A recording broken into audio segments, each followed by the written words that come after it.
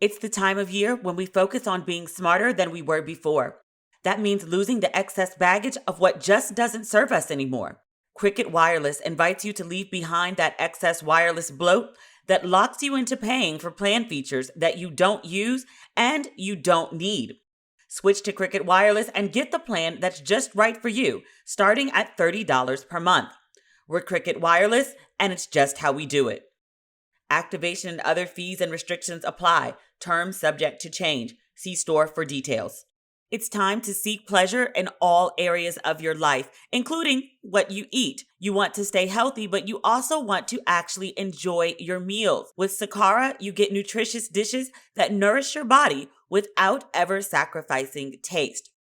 Sakara is a nutrition company that focuses on overall wellness, starting with what you eat. Their organic, ready-to-eat meals are made with powerful plant-based ingredients and are designed to boost your energy, improve your digestion, and get your skin glowing. I was just on the Sakara website to order my upcoming meals, and they have amazing options. You have to check it out. And right now, Sakara is offering our listeners 20% off their first order when they go to sakara.com/ratchet or enter code RATCHET at checkout. That's Sakara, SAKARA.com/ratchet to get 20% off your first order. Sakara.com/ratchet. I hate when I'm working out and my socks slip. It makes for a really uncomfortable hike. To perform at your best, you need to feel your best from head to toe. Feetures is obsessed with the perfect sock, ones you don't have to think about because their custom-like fit means they don't slip, they don't bunch, and they certainly don't give you blisters. Now, what I love most about Feetures socks is they don't slip. It's very simple. Feetures is obsessed with making the perfect sock, and you'll quickly become obsessed with their socks too. Feetures is challenging you to try a pair, and if they're not the best socks you've ever worn, they'll take them back. They are so confident you'll love their socks that they've also given listeners of Ratchet and Respectable $10 off your first pair of Feetures when you go to feetures.com/ratchet. That's FEETURES.com/ratchet for $10 off your first pair of Feetures. Ladies and gentlemen, boys and girls, you are listening to Ratchet and Respectable with Demetria L. Lucas. My God, this week sucks. Or at least since last Tuesday.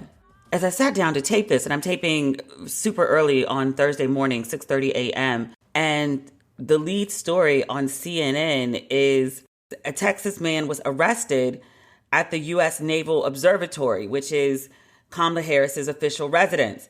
31-year-old Paul Murray of San Antonio. He was found with an AR-15 semi-automatic rifle, 113 rounds of unregistered ammunition, and 5 30-round magazines. I knew they were going to do crazy shit with a black woman as vice president. I can't say that I didn't think they were going to do this, but I thought it might take a little longer. Keep our vice president in our prayers. Jesus. We need some joy. We need some good news. Earlier this week, as I was wrapping up the podcast, the Oscar noms came out. I didn't get a chance to talk about them last week, but there are some really good names and films on this list.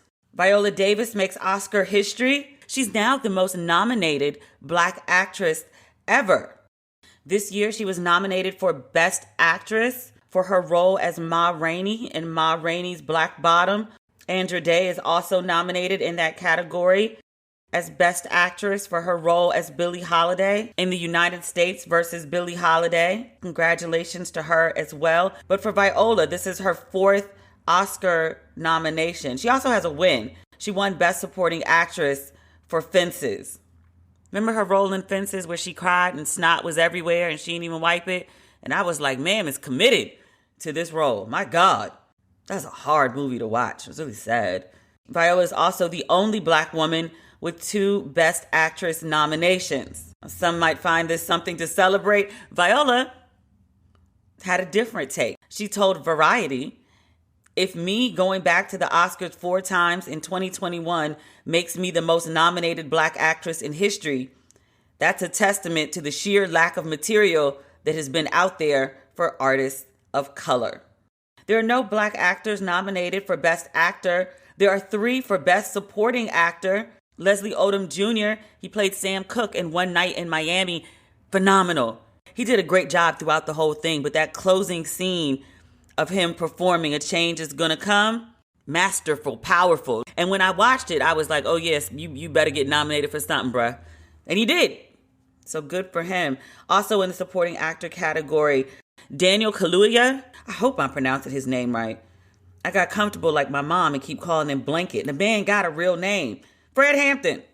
He got nominated for his role as Fred Hampton in Judas and the Black Messiah. And oddly enough, Lakeith Stanfield, who was the Judas in Judas and Black Messiah, he also got nominated for Best Supporting Actor.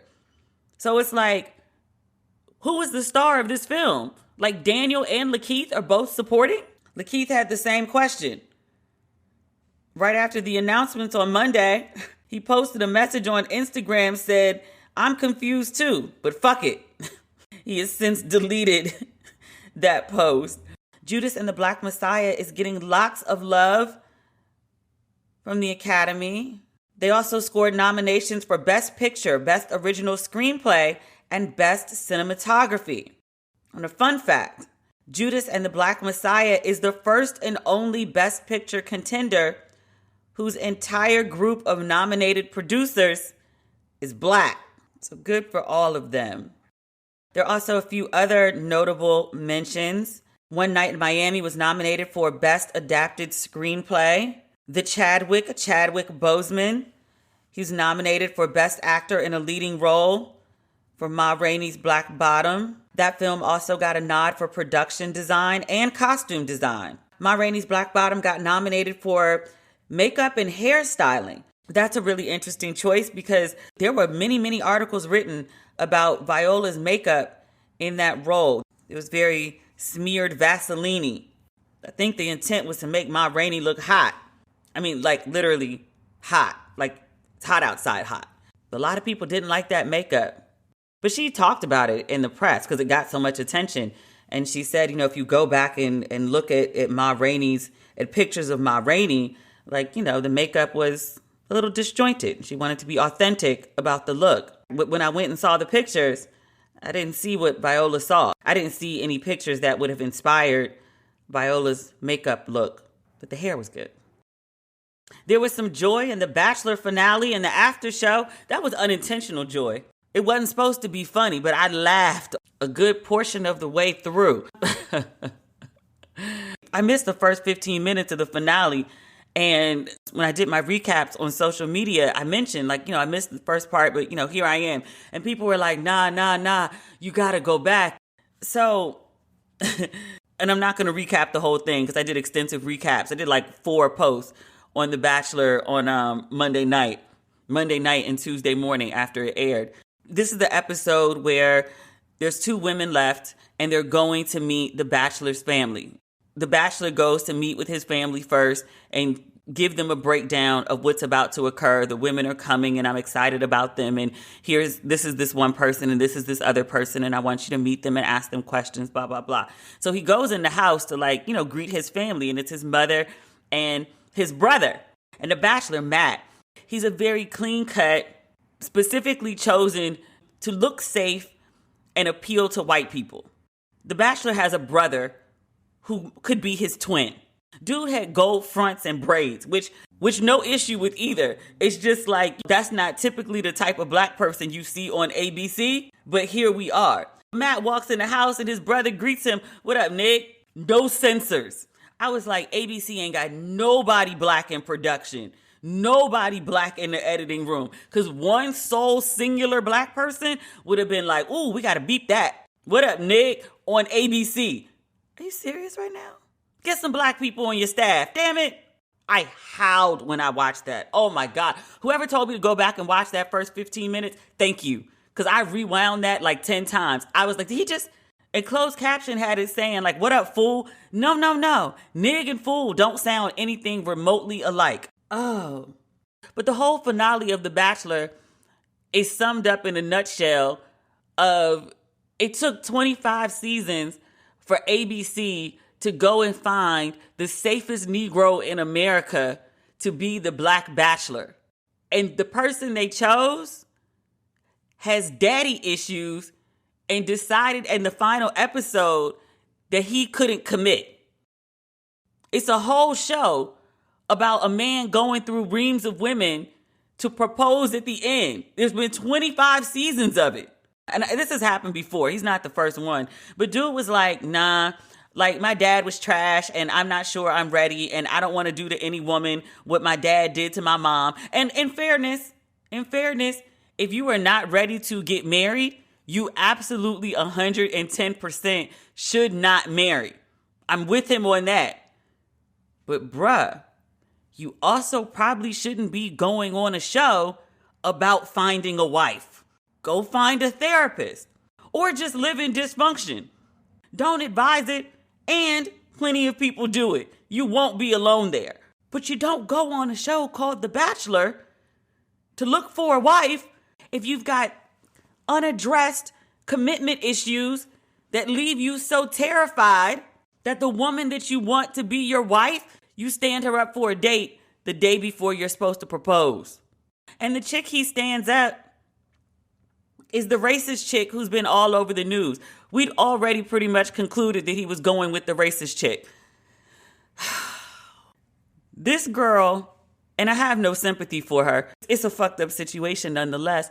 This girl went on national TV, was outed as a racist, has been dragged nonstop in the press for the last, month, 6 weeks or so?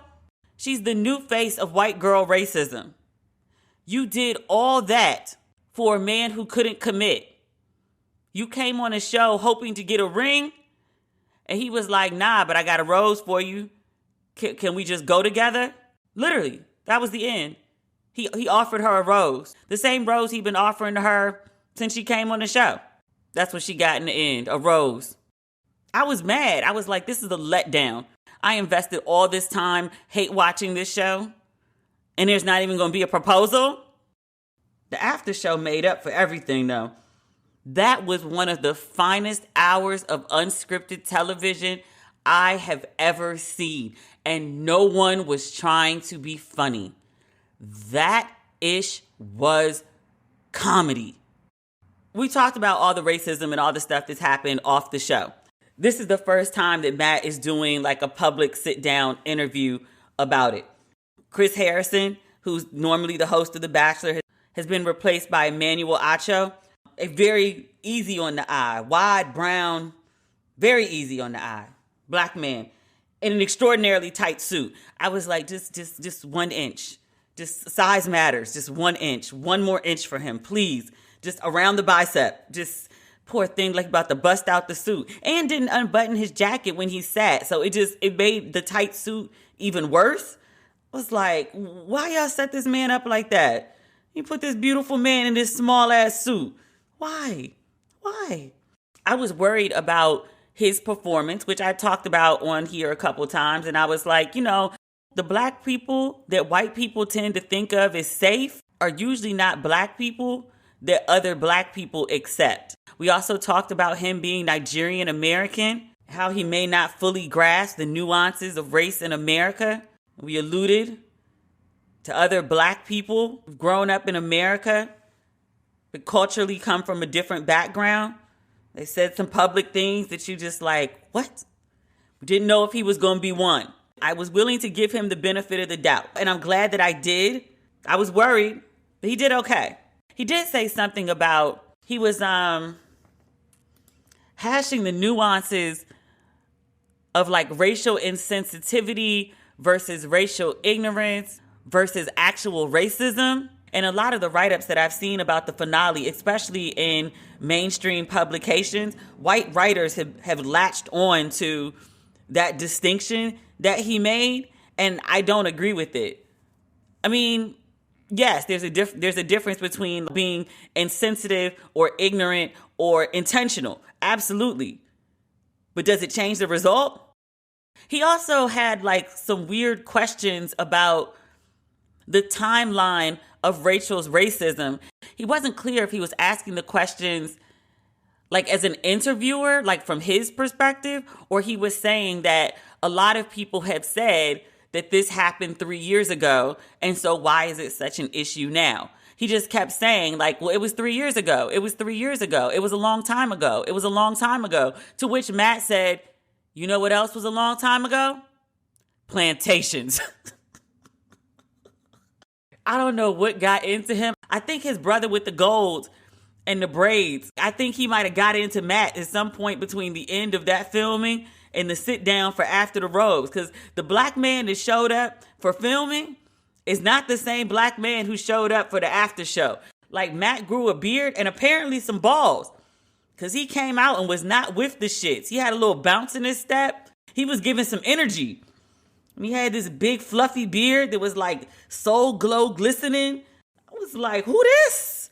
But Matt was not with the shit. So at one point, Matt and Rachel are both sitting down to be interviewed, and Matt is just totally giving her the cold shoulder. She's talking about something, and her face is wet, but it's not real tears like falling. So Emmanuel asked, he was like, well, is there any hope for reconciliation?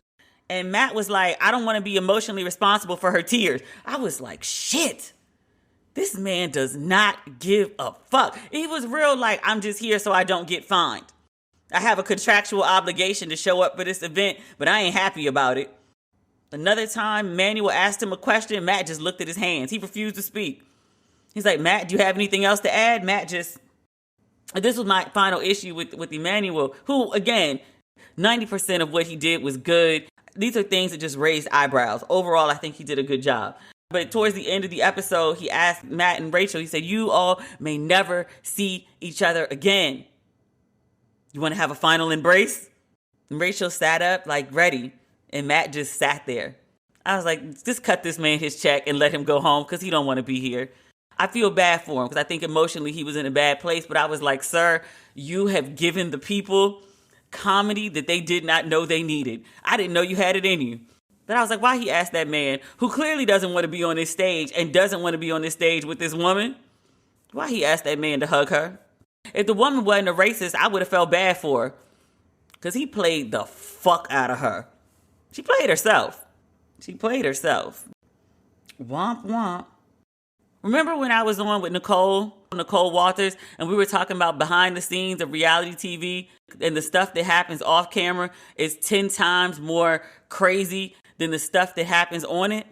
For all of the hijinks and shenanigans that producers planned out through this season of The Bachelor, nothing compares to all the unscripted ish that happened off camera that got thrown out into the public. You can't make this shit up. That's why I struggle to write fiction. I was like, life is too damn crazy. And I do want to talk about this too, because it's also come up in another place, because these things always seem to happen in themes. But I wrote this recap of The Bachelor, and I posted it on Facebook and Instagram. The recap of the after show went viral on Facebook. I say like a good 80% of my audience is black women. There's some black men that come in. There's some white women that come in. Most of the white women who listen to me or read me or follow me tend to be non-racist white people. They're either doing better or they're trying to do better. White folks you can fuck with. Whenever anything goes viral, it goes out to a little bit of everybody. So the Karen white chicks from Bachelor Nation found my post about the after show, and they came on Facebook in droves to comment. And they had two main critiques. One, The Bachelor's trash for wasting everyone's time, for going through 2.5 months just to like not propose, or for not addressing his daddy issues, which surely he knew he had before he came onto the show. Fair. I had the same critique. And then their other one, and this is the one that bothered me, was how could Matt say he loved Rachel and then break up with her because of her past? The biggest issue that I think that comes up with her is her attending these old South plantation parties, dressed up in the gown and the whole nine, with a bunch of her friends who were also dressed that way. And they're like, if he really loved her, then he would have helped her how to be better. He wouldn't have just left her. Like, in what world is it a black person's responsibility, especially a black person in a relationship with someone of a different color, but in what world is it their responsibility to teach that person how not to be racist? Like, the very least that you could do if you are a person who's going to date someone of another race is learn about that race and not be racist. Your partner's job is not to come in and be like, oh, I'm going to disprove all the negative notions that you have about people that look like me. The woman went to a plantation themed party. She went to go cosplay essentially as the rich wife of a plantation owner, which would make her a slaveholder. Like, this is what you do in your free fucking time? And then you go date a black person. And host Emmanuel asked Rachel, he said, you came on a show knowing that The Bachelor was black. And you knew that you had these pictures and you'd been to these events in your past. And he was like, were you scared the whole time that this information was going to come out? And she was like, no, I never really thought about it. Like, I honestly didn't see anything wrong with it until it was brought to my attention. And Matt hinted at as much, how the story about Rachel's photos and some of her social media interactions, how the whole story came to him. And it was like he went to her and she was like, what's the problem?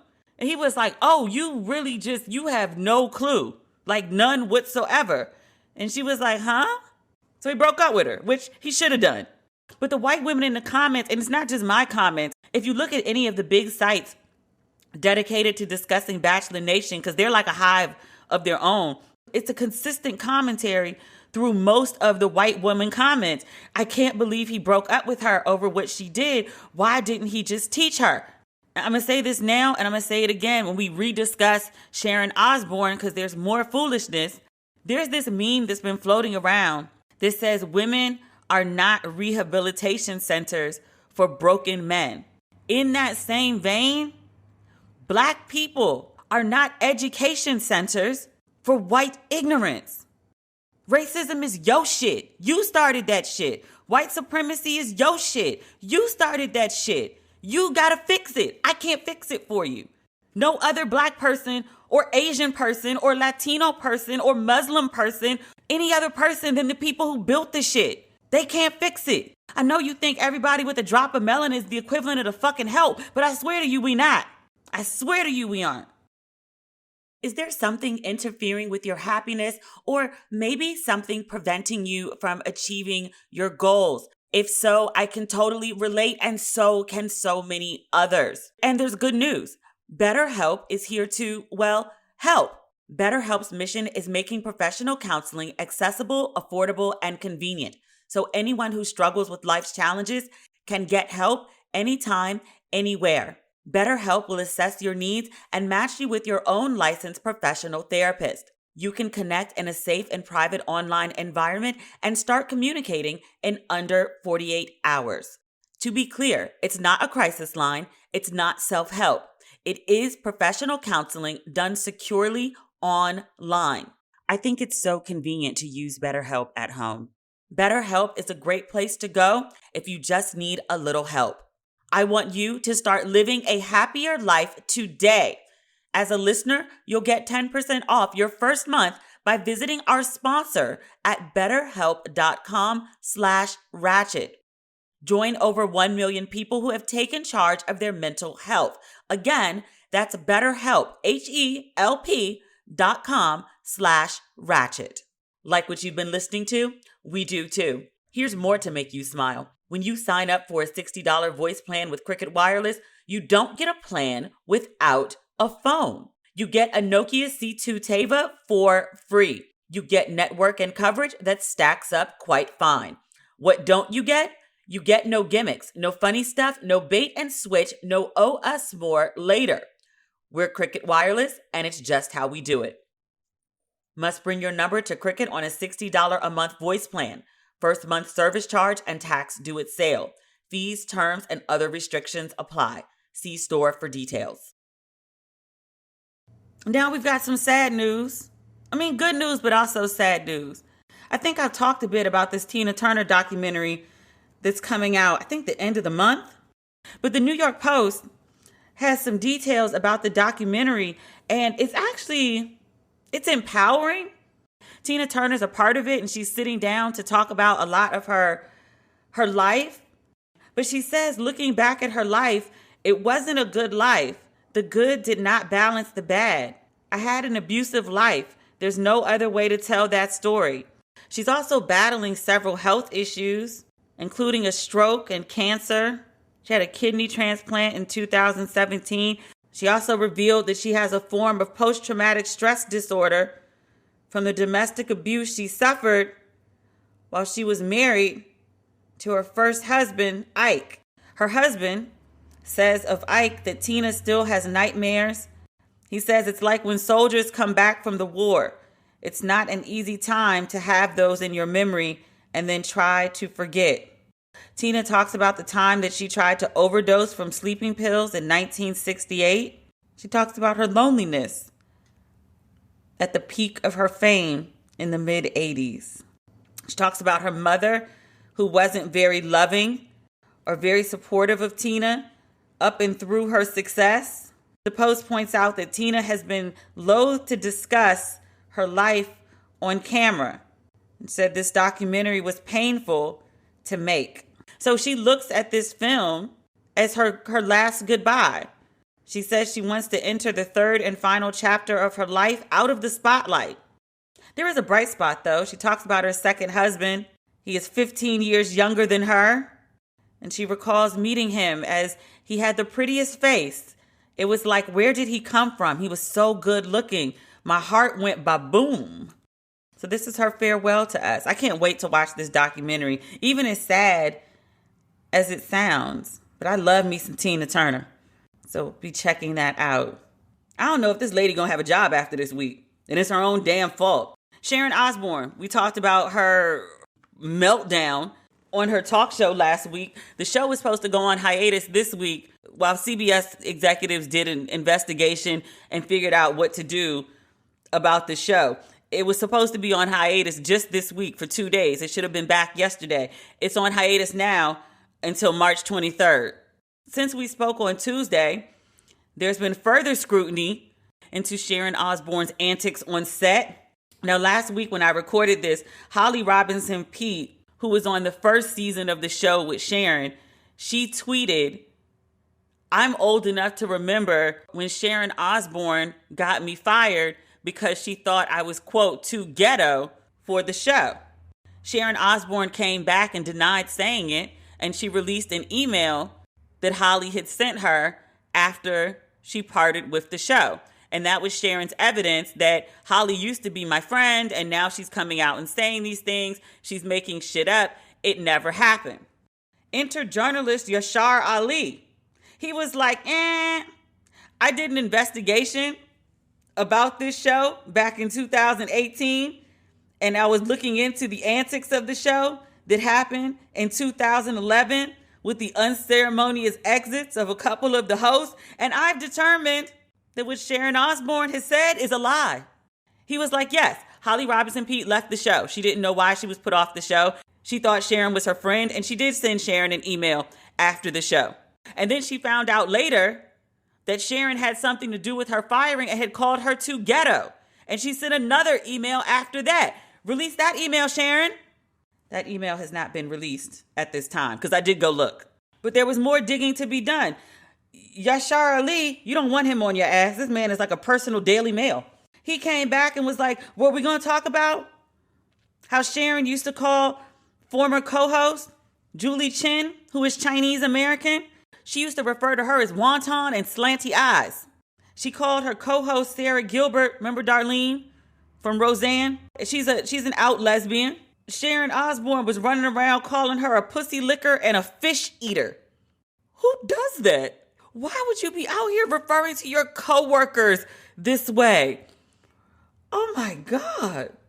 Yashir had many tales. He posted a very lengthy essay on Substack about all of the things that he found while speaking to 11 sources investigating the exits from the show. He said most of his sources declined to speak on the record because either fear of career retribution or they signed non-disclosure or non-disparagement agreements, which are pretty standard in the industry, or they're not authorized to speak by their current employers, which also pretty standard in the industry. But nonetheless, he says, I got 11 people to say about the same thing. Yashir also refers to some of Osbourne's more public rantings. She did an interview with the Daily Beast once talking about Justin Bieber. I remember this. Justin Bieber had urinated in a bucket, and Sharon Osbourne's take on it was, I think he doesn't realize he's white and not black. That's a huge problem. What does urinating in a bucket have to do with black people? How'd we get into that? Osbourne has had her attorney send cease and desist letters. She sent one to Holly Robinson Peete telling her to take down her tweet accusing Sharon Osbourne of calling her too ghetto. Sharon Osbourne has been on a kind of apology tour. She did an interview acknowledging Cheryl Underwood. She said that she thinks her co-host had, quote, just as much pain and probably fear as I did. You think? You were unhinged and screaming at her and told her not to cry. If anyone should cry, it was you. She went on to say, I got too personal with Cheryl. I should have never said stop her tears. She was hurting as I was hurting. She continued, I love Cheryl. I've apologized to Cheryl. She's not gotten back to me. Cheryl is done with your ass. I don't know if you know that you and Cheryl are no longer friends. Now, Cheryl may get on national TV and talk about y'all's friendship and forgiveness and blah, blah, blah. I'm telling you as a black person, you and Cheryl are no longer friends. Cheryl's done with your white ass. Cheryl's done. Were you ever friends? I don't know. Maybe Cheryl thought you were a friend, but the way you acted with her, you never thought of Cheryl as an equal or as a friend. Y'all never really had a friendship, but any pretense that you have about Cheryl being your like good black friend, she ain't. She's not. Let that go. She said she understands why Cheryl has not gotten back to her. She says, quote, Cheryl needs her time. It's not looking too good for you, Sharon. It's not looking too good for you, Sharon. You know who else is not looking too good for? Kevin Frazier. Sharon Osbourne did an interview with Entertainment Tonight, and Kevin Frazier was the journalist. Sharon went on about she was blindsided by the questions. She feels like the producer set her up. The whole thing felt like a betrayal. The line of questioning broke a pact that the co-hosts had with each other. I guess Kevin was moved because he hopped his happy ass on Instagram and he wrote this post. He said, at some point, we all have to reach a point where we can sit together and have tough conversations about race. I don't know what happens next for Sharon Osbourne, but I do know it's time for meaningful conversation, a learning moment. She is ready. Let's not waste this opportunity to move the narrative forward. He mentions Chris Harrison. He mentions Michael Eric Dyson, Meghan Markle, Cheryl Underwood, Holly Robinson Peete, as the names of people who should come forward to help Sharon and other white people, I guess, learn more about race. Huh? And just for the record, Frazier's black. Sir, you know better. Fixing white people ain't our problem. Educating white people about race, not our problem. Not our responsibility. I think black folk, Asian folk, Latino folk, Muslim folk, all folk with melanin. We got enough on our goddamn plates without having to add educate white people to the list. We're dealing with a lot right now. We've been dealing with a lot for a long time now. He made this list of white people who done dumb shit, dumb, racist, ignorant shit, and then a list of black people that have been aggrieved by their shit and wants them, after the emotional violence that they've been on the receiving end of, to turn around and educate the white people that harmed them. And I mean this respectfully. I don't think you're a bad person, but fuck you and them for this suggestion. It's just dumb. You know what else is dumb? I'm so sick of talking about this damn story. I'm not going to do it in detail. We talked about Kirk Franklin and his 33-year-old son. They got into an argument privately. Father and son cursed each other out. Son recorded the argument, but only released the part where Kirk Franklin kirked out. You'll only really get that if you're from the DMV. It's our inside joke. But Kirk Franklin and the mother of his son. This oldest son who is in the press right now is not the biological son of Kirk's wife of 25 years, Tammy. We used to seeing Kirk and Tammy, but this is the mother of Kirk's son. She too has been speaking out. So Kirk is on an apology tour. He posted an apology on Instagram, which I thought was more than enough, way more than enough, because he didn't owe us that, but he did it anyway. And then he was on Tamron Hall yesterday talking about it. Now, apparently, he was scheduled to be on the show already because it was an episode about gospel music. But Kirk thought that since he was going to be there, he wanted to further address the issue with his son. He went on to say about what he said in the video, just in a little more detail, that the issues that he's having with his adult son have been an ongoing issue since the son was a teenager. He did not go into what those issues are. I have my guesses, but really I don't need to know. And I'm actually genuinely concerned for this family.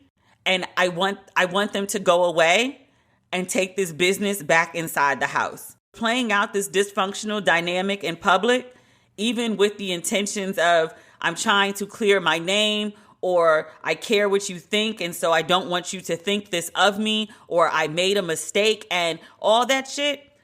This is a family issue. Y'all got issues. This has clearly been an ongoing issue for around the better parts of 20 years. Get this shit off the internet. The public cannot help you. We can judge, we can speculate, we can tweet, and we can write all sorts of crazy shit in the comments, and none of that will help this family that is clearly in crisis. And the public being involved in their ish is making it worse. The son's mother did an interview that's all over Facebook and YouTube, and she was like, I can't leave Kirk out here like that. There have been ongoing issues with our son, who we still co-parent, because even though he's 32, he needs help. And we're his parents. You never stop parenting, which I agree. So it's a long-standing issue. It's got many layers, and it's got decades of resentment, bitterness, back and forth, conversations, all sorts of stuff. The public cannot solve this. I want all of them. This is the child's fault for putting this stuff on the internet. He did it for whatever reasons he did. Maybe he is an emotionally damaged child. Maybe his parents weren't shit. If that's the case, if Kirk and your bio mama really ain't shit, you're going to have to step away from them, sir. Because you putting this stuff out here in the public, trying to like make people change their minds or show people who your father really is, all it's really getting you is some support. But in large part, from what I see, it's nothing but vitriol. Like your father called you a bitch ass nigga, and everyone's like, you confirmed it when you post an argument with your father on the internet. Maybe they are terrible parents. If that's the case, you got to stop fucking with them. It's for your own sanity, sir. Or maybe, there's more to the story. Maybe they got issues, and maybe because they got issues, you got issues. And maybe y'all all need therapy, individually and together. It sounds like y'all are getting some together. Maybe you need some individually too. Y'all been trying to work on the same issue for 20 years? I know therapy takes time, but 20 years? Do what you must to get right. Or maybe get a new therapist, because y'all using the same therapist for 20 years and ain't making no progress. That therapist ain't working for y'all. That's just my little 2 cents. But I really do want these people to get this situation off the internet. I see a family in crisis, and because I have a family, sometimes folks act like they got sense. Sometimes folks don't. Families go through shit. People go through shit. Humans go through shit. It happens. But it don't get no better with the whole public weighing in on it. So Kurt and mama and son, we don't deserve this. I know there's a lot of commentary and y'all may think y'all owe us something. You owe us nothing. Your son put this information out there and now it's become a news story and everyone's talking about it. Let us talk. We still gonna buy Kirk Franklin albums. The mortgage will be paid. The college tuitions will be paid. Tammy's hair will be laid and paid for. It's fine. Stop that shit. Kirk Franklin is not being canceled. Stop it. But go handle your family business in the house. Not last, and certainly not least, I wanted to talk about this recent hate crime against Asian women in Atlanta, although it is not being classified as a hate crime because the man who drove to 3 different massage parlors and shot them up and killed 8 people, 6 of whom were Asian women, When police asked him, was this a hate crime? Did you do it because they were Asian? He was like, no, I got sexual addiction. It wasn't a hate crime. And so the police are like, oh, okay, then clear that up. And so it's not being classified at this time as a hate crime. Mass murder, essentially. I haven't seen the media calling that, but I'm like, you kill 8 people in a day? I think that classifies as mass murder. No? The authorities, and this happened outside Atlanta. I think I read 30 miles north of Atlanta. You know how people always say, like, Atlanta's dope, but once you leave the city, you can't forget you're still in Georgia? I think this is what they might mean. So authorities, they did a press conference, and the police captain got up on the podium in front of national news cameras, and he described the murder of 8 people by one man having a bad day. That's a quote. A really bad day. Let me tell you what a bad day is. It's when you got somewhere to be and you lock your keys in your car. A bad day is driving all the way to your destination and realizing you left your cell phone at home. That's a bad day. A car accident, little fender bender. Might not have been paying attention. Might have been on your phone or something. Bad day. Bad day. Killing 8 fucking people? That's more than a bad day. One of the functions of white supremacy, of racism, is to hold people of color grossly accountable for relatively minor infractions. Like the whole thing with Michael Brown and Ferguson, the origin of that story is him allegedly stealing cigars from a convenience store. With the guy in New York, I Can't Breathe. I'm sorry, the names escape me because there have been so many. That whole interaction started with him selling Lucy's on a corner. George Floyd, the incident that ended in his death with the police officer kneeling on his neck for nearly 9 minutes. That whole incident started over an alleged counterfeit $20 bill. We never did figure out if it actually was a real 20 or not. Not that it matters, but I just, like, as a matter of record, I just kind of want to know. The flip side of that is that you don't hold white people accountable for very serious infractions. Think January 6th at the Capitol. It's an insurrection. Treasonous, some might say. But the people who participated and the people who support them, what's the big deal? Let's just move on. Get over it. White dude goes and kills 8 fucking people. 8 fucking people. It doesn't result in death. The police picked him up. They arrested him. They took him to the police station. He sits down. He has an interview. He gets to tell his side of the story. And after he tells his side of the story, which he's like, I got sex addiction. Yeah, I killed these people. And the police captain says, oh, okay. And then he goes and does a press conference and he reduces mass murder to a very bad day. Very bad day. I went outside. I ran my errands and it started to pour and I didn't have an umbrella. Same shit as I killed 8 people. Just bad days. I have an expert that's going to come on the show and we're going to talk more in depth about the Asian American violence that is happening, has been happening. I feel like the Asian American story right now is very similar to the Black story right now. Like we've got Black Lives Matter and they've got hashtag Stop Asian Hate. It strikes me that both of those are a fight just for humanity to be recognized. Black Lives Matter is not Black Lives Thrive. Black lives build. Black lives be anything exceptional. It's just we're operating at the very baseline. Can you acknowledge that we matter? Can you acknowledge that Black people's lives actually matter? That's like the bar on the floor. Same thing. Hashtag Stop Asian Hate. I'm not asking you to love me. I'm not asking you to like me. I'm not asking you to tolerate me. Can you just stop hating me? Just stop hating me. Like, I'm not asking you to do anything exceptional. I'm not asking you to do anything for me. Can you stop hating me? The bar is on the floor. And then you start going back and looking at like all the crazy shit that's been done to Asian people. And it's very different than the shit that's been done to black people. But the root of it all, the commonality, is white supremacy. But I'm reading about all this history and all these stereotypes and the way that Asian Americans are framed, either to silence them or to other them or to dehumanize them, especially Asian women. And I was like, wait, these stereotypes sound real familiar. I was like, oh, they hypersexualize you too. So they could turn around and treat you like shit and say, oh, that's just how she likes it. Oh, white supremacy is not very creative, but very consistent. It's not very creative.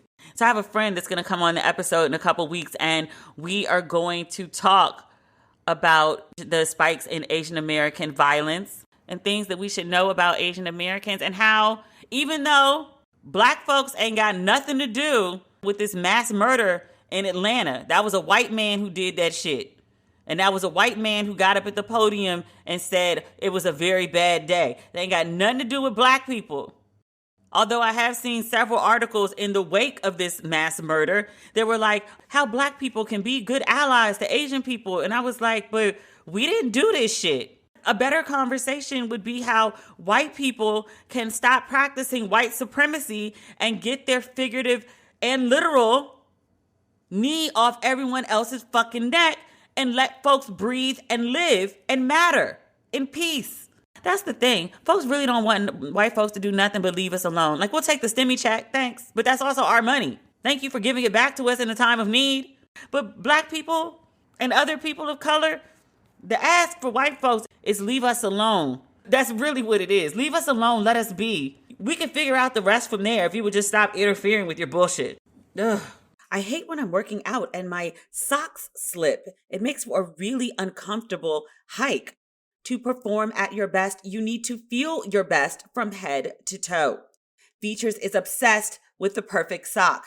Ones you don't have to think about because their custom-like fit means they don't slip, they don't bunch, and they certainly don't give you blisters.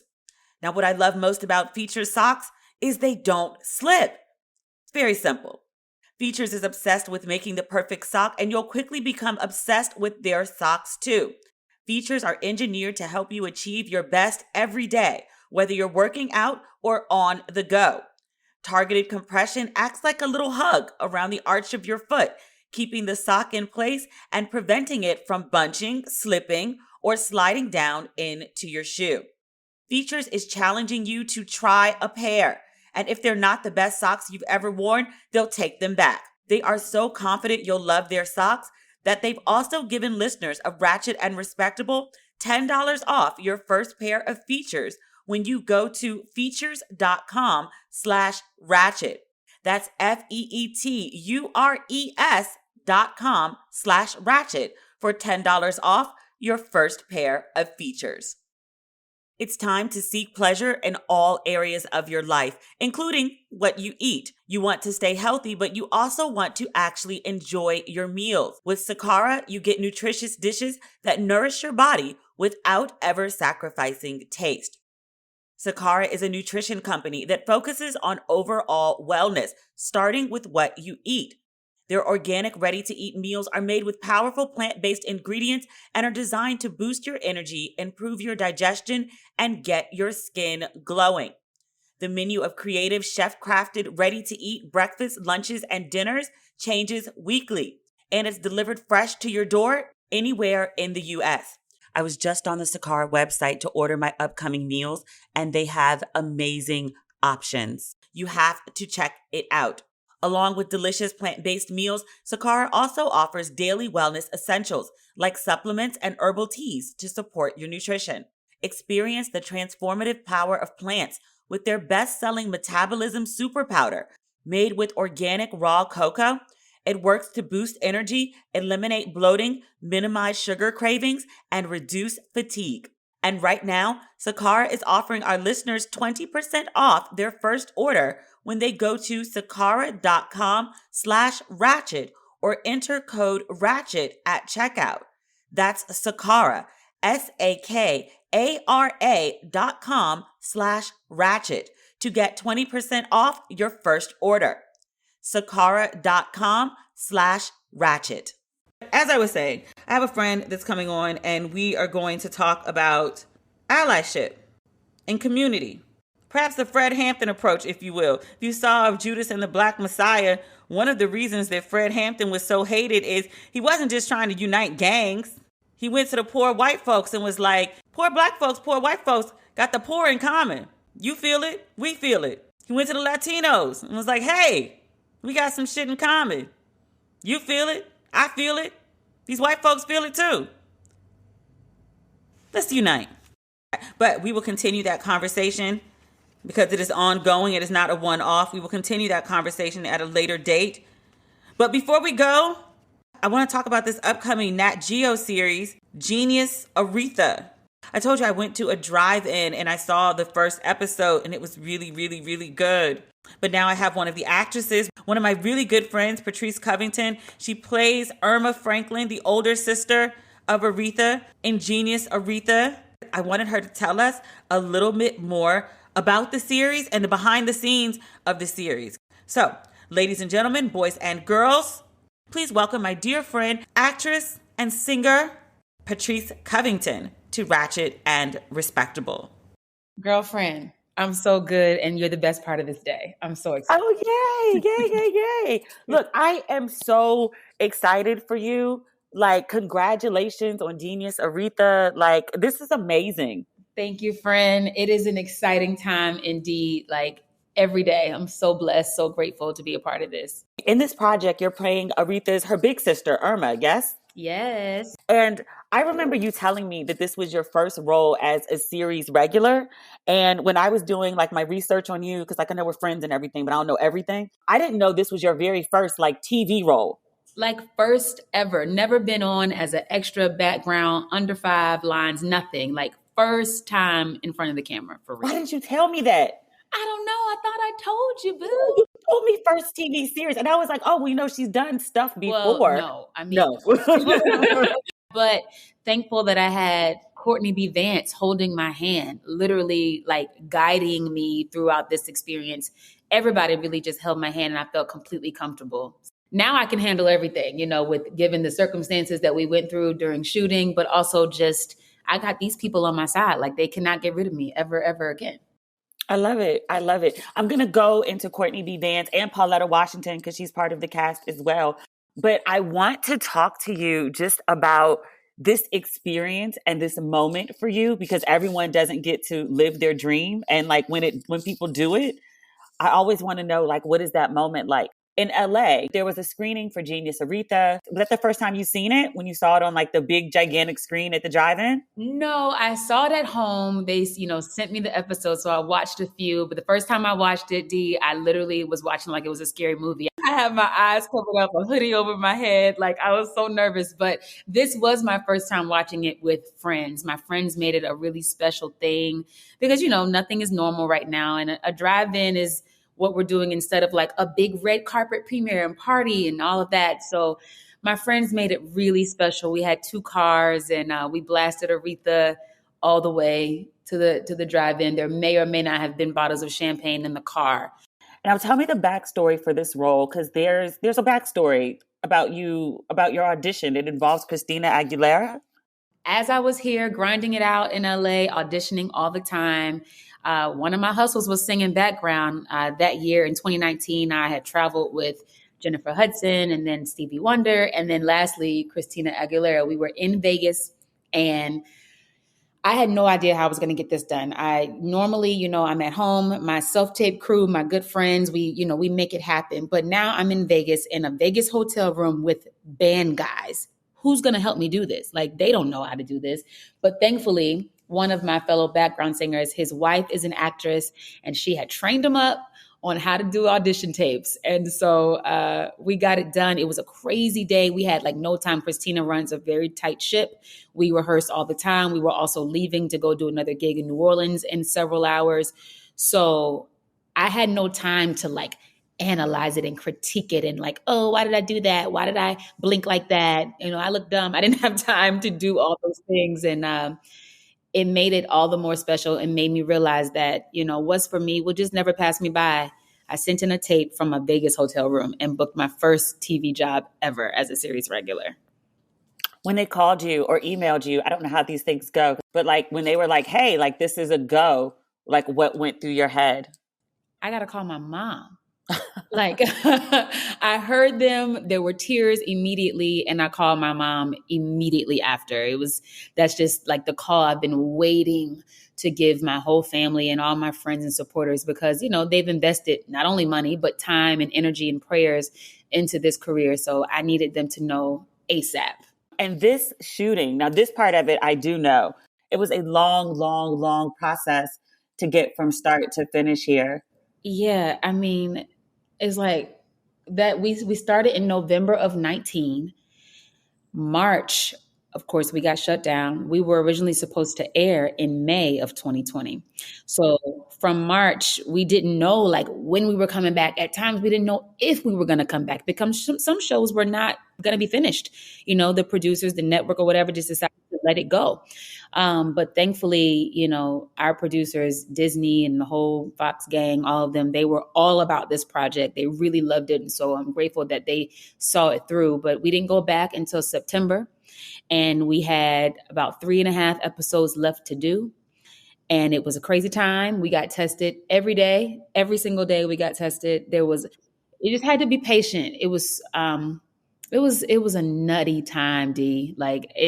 I will never forget it. But because of all that, I just feel like I can do anything now. Like, bring it on. Yeah. It's really good. And I'm not saying that just because I'm like your friend. I just wouldn't mention it. No, seriously. Like I would just be like, oh yeah, I saw the movie. And I tell you it was good. And I would just never mention it publicly again because I wouldn't diss it, but I just wouldn't mention it. What was this role like for you? Because like, this is not when I met you. This is when I first remember meeting you. Because I think I actually met you at our friend's wedding. Yep. That's a whole nother story. But when I like met you in New York, you were on Broadway. Doing The Color Purple, you were Squeak. What is the biggest difference, I guess, between doing on stage and on set, on camera work? When you're doing theater, whatever you do is out there. You get one chance to get it right.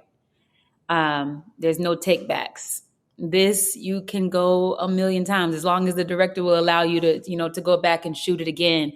And give you a chance to really warm up the day, really get in there and, try different things multiple times. Just try something new. Every time you try something new, you get a different reaction. So I loved that part about it being so different. Were you nervous? Girl, yes. The first day I was so nervous. And I actually watched the first episode reminiscing on my very first time on set that day. And I was nervous that I would look like I was nervous on camera. Thankfully, I don't think that I did. But that first day was I just wanted to get it right. I just wanted to, and I wanted to, I wanted to impress people. I wanted to be the star that I know that I am. I wanted to be polite and kind, all those things that are actually the most important. I just remember praying that morning in my trailer. I also learned what hurry up and wait really means. Wow. Mm-hmm. You could be there for 10 hours and not do one thing. So patience all over the place. But it taught me so much, and I'm just grateful all the time. You mentioned earlier Courtney B. Vance. Was it, and I know some of this because you shared it with me, but was it intimidating being on set with him? We all call him Uncle Courtney. He is the ultimate uncle man, so loving, so silly, so fun, full of guidance and advice. He happens to be the president of our union also. So, if we had any problems, we were like, hey, Uncle Courtney, can you, and he looked out for me and continues to look out for me personally now, truly an uncle figure, and a super talent, a legend. He played my dad. Whenever I would be in these moments, these scenes, I'd be like, no, Courtney B. Vance is my daddy. And he is just the most fun, D. He loved taking pictures. He would literally have his camera in his phone inside of his suit jacket. And we had this rolling joke. Whenever we would take a break, he would pull out his phone and he would snap pictures, and he would try to do it like we didn't see him, like, Courtney, we see you. But he would go, no, just stay right there. You're going to want this one. You're going to want this one. And so whenever we took a picture for the rest of the time, it was, hold on, you're going to want this one. oh, you're going to want this one. That's so wonderful. I'm glad he's like as amazing in person as he like comes across. I love like a good story about like a person I love. He's the best. Just the best. And he nailed CL Franklin. Like I think I talked about this in a previous podcast episode. Like he like the inflections, the mannerisms, like he nails it. It's like almost it's freakish to watch. It's so good. So tell me about Irma, because I know obviously like Aretha, and I think people know a little bit more about Sister Carolyn, but a lot of people don't know about Irma. What should we know about her going into the film? Yeah, I didn't know a lot about her myself. I had to go to YouTube University.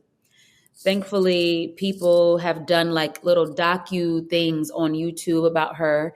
And then I took what Susan Lori Parks, our writer and showrunner, had put in the script. But she is the eldest sister of the Franklin family, well, the oldest sibling, actually. And she also had a music career. In fact, they all did. But she backed Aretha as a background vocalist, which was so full circle because, I was singing background at the time that I auditioned for this. And then one of my favorite facts about her is that there's a song that we all know and love by Janis Joplin, Piece of My Heart. And Aretha Franklin actually originated that song. Really? Yes. Girl, she had records, like good songs. She was signed to many different record labels, some at the same time as Aretha. It just didn't stick. She ultimately ended up retiring from working in something like a social worker type of setting. She dedicated a lot of her time to the community and youth, but she still sang. She sang all the way up until her death in 2002. Is there an extra sense of responsibility that goes into playing an actual person as opposed to like a character someone created? Like, did you feel a sense of you have to honor her memory, I guess, or honor her life? Or Yes, 100%. It's risky playing a real life person. You want to get it right. You want to shed the right light on them and you want to tell the truth. So, of course, like I said, there's not a whole lot out there about her. So I always want to lead with Irma, with what I've got, what I know for sure, to keep it as authentic as possible. And then, I'll fill in the blanks that's our job as actors, is to fill in the blanks, right? So I fill in the blanks. Thankfully, what I had learned happened to be very much, much like me as Patrice. I'm a big sister. My sister was also in the industry. She's a dance teacher now, but for years she danced on tour. And so I know what it's like having a sister in the business. And, it was actually my younger sister. We get it. I grew up in a household full of music. So I was able to implement a lot of my real life into the character to fill in the blanks.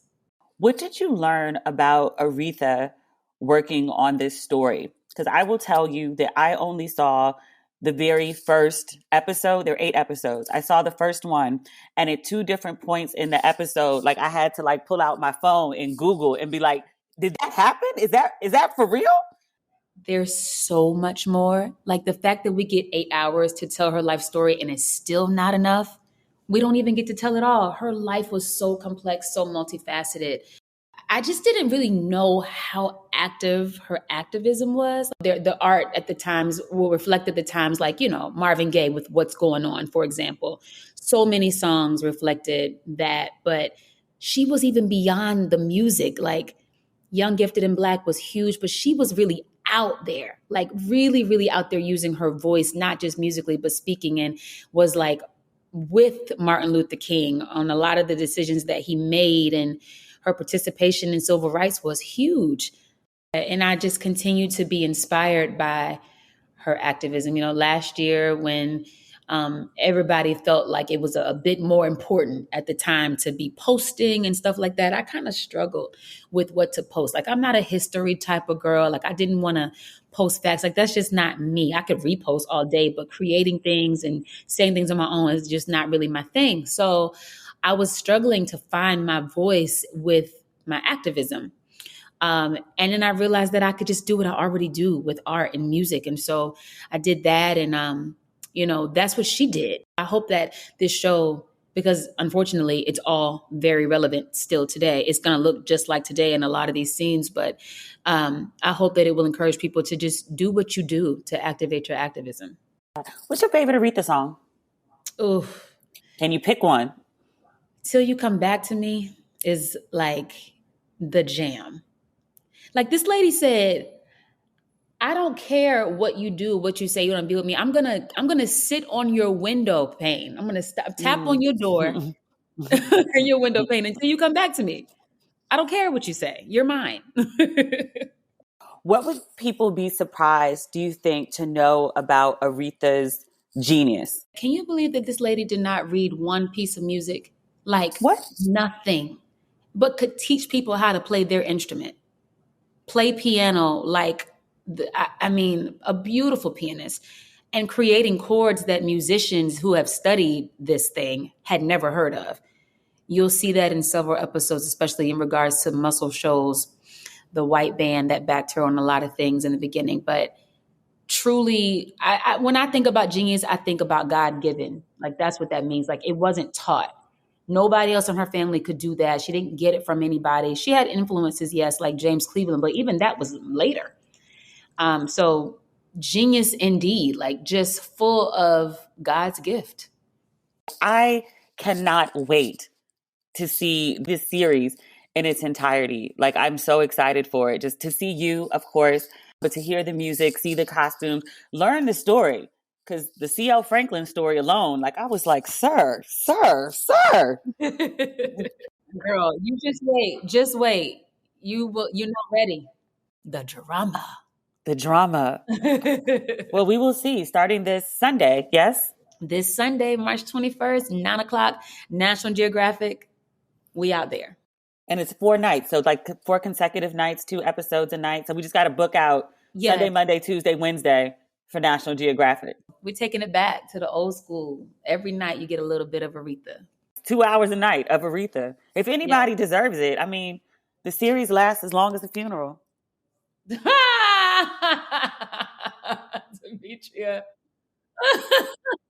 I'm not lying. That's facts, 100%. Well, thank you, my love. I appreciate you. I will be tuning in. I love you, girlfriend. Thank you for having me. I'm always proud of you. My pleasure. I'll see you Sunday night. Literally, I'll see you on Sunday night on your first TV role. All right, babes. I love my Patrice. I feel very much so like I've been on this journey with her. This production seemed never ending, but it did finally end, and the end result is pretty amazing. I can't wait for you to see what I saw, and I can't wait to see the rest of it. So tune in for Genius Aretha. That is this episode of Ratchet and Respectable. We'll talk again next week on Tuesday.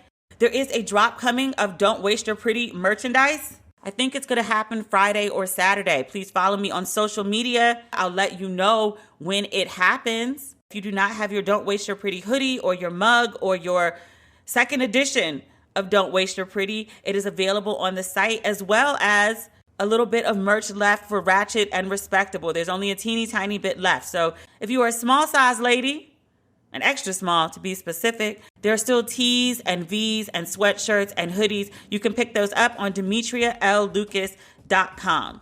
That's everything. We still didn't talk about Trey Songz spitting in them girls' mouths. I think the shit's nasty, but they grown and consenting so they could do as they please. That's really all I got to say about that. That's everything. Talk Tuesday. Okay, bye.